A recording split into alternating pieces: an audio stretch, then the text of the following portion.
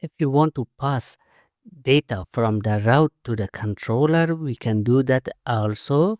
The same way we did with the previous route, we have to accept a parameter. So we have to type, for example, id, then slash. Let's say we will accept the name.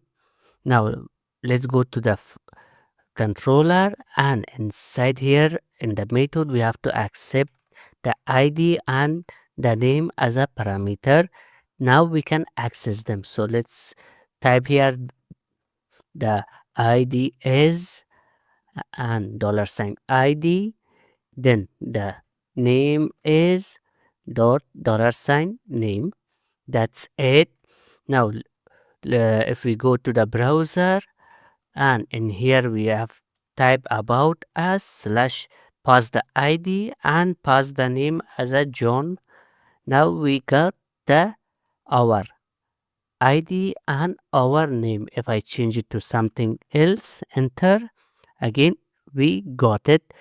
Now to pass this parameters in the view, we can also do that also. So and instead of returning a string, we can just type return view, and let's say return the about us page, and pass the data from using compact function, the id and the name. Now let's go to inside our about us page. In here first, let's add our template in here, layouts.main layout, then section content, and end the section.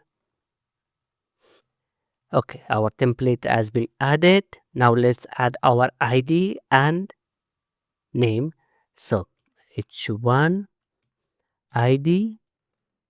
To access our id, double curly brackets, and inside here we will type our variable name. We have to do the same thing for the name as well. So name, instead of id we will just type the name variable.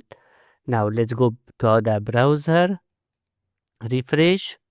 Okay, our template is here, and our id and name is also in here. So basically what we did is we pass the data from the route to the controller, and from the controller we pass it to the view.